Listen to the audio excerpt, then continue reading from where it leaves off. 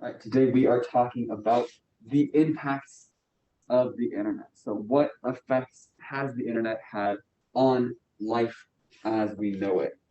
Now, we covered a lot of things this unit, covered a lot about how it works. We learned how the philosophy of the internet is making information open and available to all, something that hasn't always been true.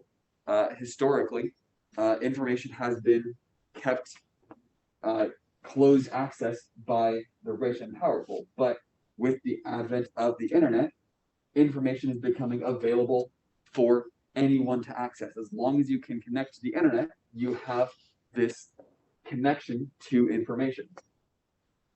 We've also learned the how of how it works, how networks are connected via routers, how digital data is transferred from one computer to another. We learned how it physically is transferred, as well as how the information looks while it's transferred, all the packets, all of the different protocols we have learned about. So every device connected to the internet is following specific rules, specific protocols that are going to outline how your data is being packaged, how it's being sent, how it's received, all the encryption that's going on, making sure it's all safe when you're transferring. So we've learned about all of these things. And if we remember back to day one, we talked a little bit about some of the impacts that the internet has had on humans and society. So we talked a lot of these on the first day. I'll recap them and we'll go in more depth on some additional ones. So the internet has enabled huge amounts of collaboration. People from all over the world can work on projects together. Doesn't matter where they are able to complete work on different activities. They can do, like a lot of companies at this point in time are doing work from home, and that's possible because of the internet. We can have digital meetings via Zoom. We can have code can be worked on by people from all over the place because of things like GitHub, where code can be stored in the cloud and shared between different people. So all kinds of work are possible at this point because of the internet. The internet enables huge amounts of communication in all kinds of varieties. No matter where you are, you can talk to people that you care about. You can email them. You can send them messages on Snapchat. You can send them, you can have a video call with them. You can have all kinds of different communications that are enabled by the internet. And like I said earlier, the internet is super duper important because it is making information accessible to everyone. Anyone with an internet connection can learn whatever they want to because the internet is this huge wealth of information. The internet has enabled things like crowdsourcing. So you can either fund a project that you care about on places like Kickstarter, Indiegogo, or you could contribute your personal time or your computer power to different projects. Like we learned about the folding protein program. There's the game one where you can contribute your own personal time to helping figure out how proteins are folded. We could also donate computer processing time to running simulations so that scientists who are in charge of that program are able to run these simulations exponentially faster than they could do on just their own computers. So they can make breakthroughs in all kinds of medical problems way faster than would normally be possible. And we also brought up some potential complications in the internet, where anonymity and censorship are both potential pain points in both ethical and legal conversations. Should people be completely anonymous on the internet? If they are, then they can't be harassed for who they are. But anonymity also opens up that door for cyberbullying, which is rampant on the internet right now. So, because there's no repercussions, because no one knows who is who. And censorship is also a huge topic because who's to say what should be revealed by Google when you search something? Should they reveal illegal or potentially illicit or explicit content? If something is illegal in one country, should they display it in that country or should they not display it in that country? It's all these kinds of questions around how censorship should work on the internet, if at all. So there's all these kinds of things. In addition to those, there are even more things to talk about.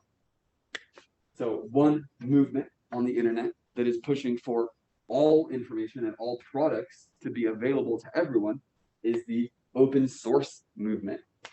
And it's called open source because the code that is used to build these products, the source code, is available and it's open for anyone to see and work on.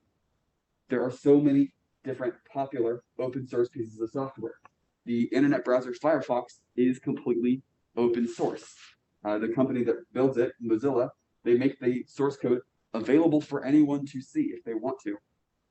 You could make your own unique browser with Firefox as a base if you wanted to. There's an operating system called Linux, which is super popular among programmers because it's very customizable. There are hundreds of different versions of Linux, they're called distributions because lots of different people have a very niche requirement that they want their operating system to meet. And since Linux is open source, you are able to make changes to your operating system and have it do exactly what you want and need it to do.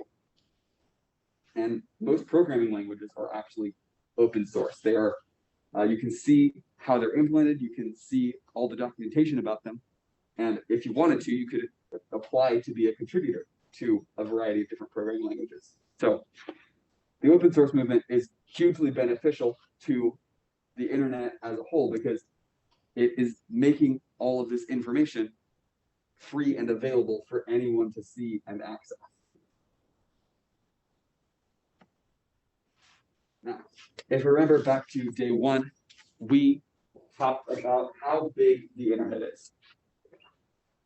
So we saw this growth across the years. In 2005, only 16% of the world was online. In 2014, we jumped up to 40%.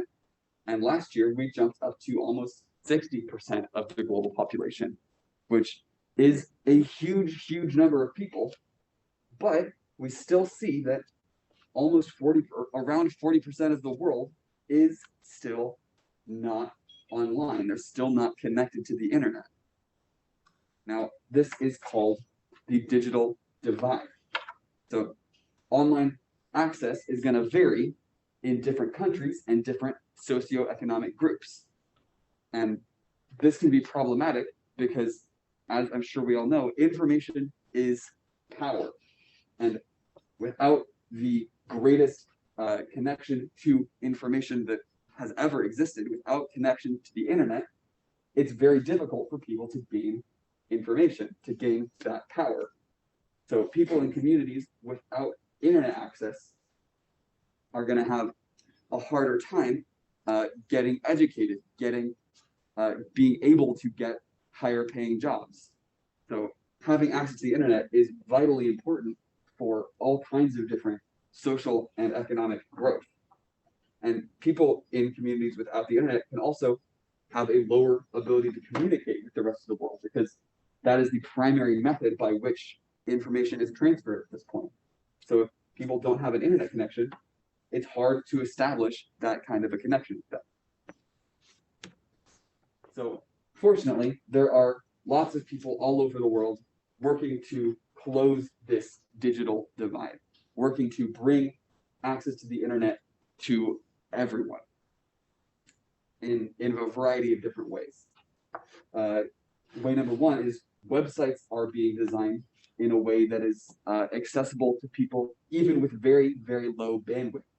even if they have just a cell phone with a really slow network connection, they are able to load web pages. These web pages are called light sites because they are light in size. They are much smaller than they would be normally, so that they are accessible to people with low bandwidth. And governments and companies all around the world are working to provide both networks and infrastructure for under and unconnected areas. So cabling to connect people to the internet. So for instance, Google is one of the largest internet companies in the world, as I'm sure you're aware.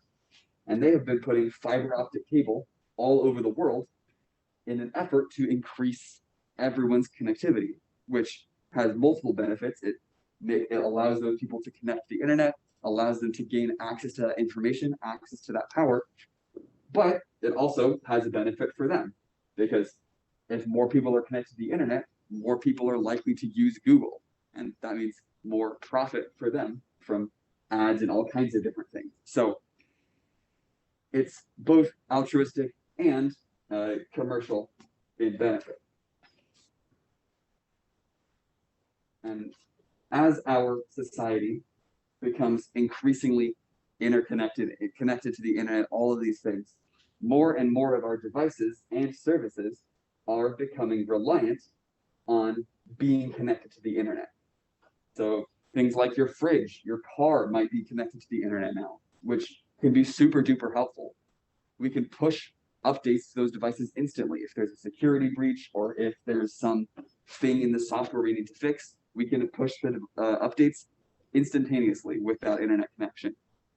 And we enable all kinds of different functionality. But if those devices lose their internet connection, you might not be able to use them to their full capacity. Certain cars, if they lose their internet connection, might not be able to navigate. You might not be able to work correctly. So a lot of what we do in our lives has become reliant on the internet.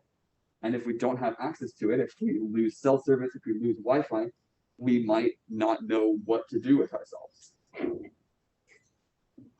And as people are growing up in this environment where they're constantly connected to the internet, this idea of internet addiction has sprung up.